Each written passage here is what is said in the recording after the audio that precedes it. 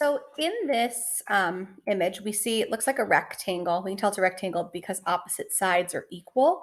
Um, and we see it's named rectangle A, B, C, D, or whatever order of the letters you prefer to call it. So we want to find out which segments, and we know that they're segments because there's no arrows.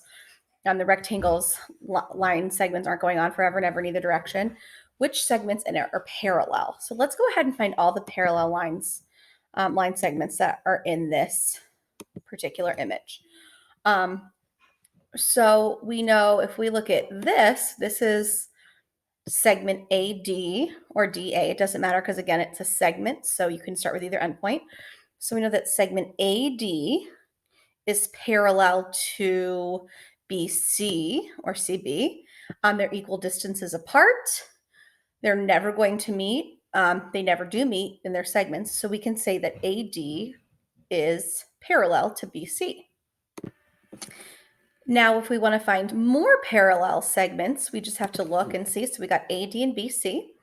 I'm going to use a different color now. Now we see segment AB, doing my best to make it as straight as possible, is parallel to DC. If you look, you'll see that they're the same distance apart the whole way through. That tells us that they're parallel. They aren't ever going to meet. So segment AB is parallel to DC. So that looks like pretty much all of the segments that are parallel. So now what I'm going to do is I'm going to erase, and I'm going to look for segments that are perpendicular. Again, perpendicular tells us that the two segments meet to form a right angle. So first, I'm going to erase this, and I'm going to go over every place where I see a right angle within this figure. Okay, so again, I'm going to go over every place where I can see a right angle. So I see a right angle could easily be formed here. That would measure 90 degrees if I had my protractor. This is a second place a right angle would be. This appears to also be a place where right angles formed, as does this. So I know that in this figure, there's 4 right angles. So I want to look for segments that form perpendicular, that are perpendicular. So if I look at AD, and again, bear with me as I try to make the straightest line possible, I want to look and see which segment forms a right angle with it. Well, one of them is DC. DC forms a right angle with AD. I can see that DC forms this right angle right here with AD. So DC is perpendicular to AD. When they meet, they form a right angle. So if AD is perpendicular to DC, it must also be perpendicular to AB. Oh my gosh, what a mess.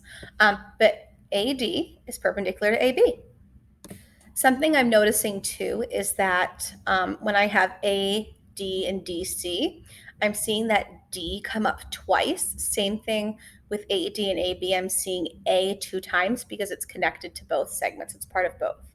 Are there any other perpendicular segments within here? Well, yeah, if I got AD and AB and AD and DC, I'm going to use another color now. BC is another segment that's perpendicular. BC is perpendicular to BA. So I'm going to go ahead and add that in. And if BC is perpendicular to BA, I see it forms a right angle right here. BC must also be perpendicular to DC.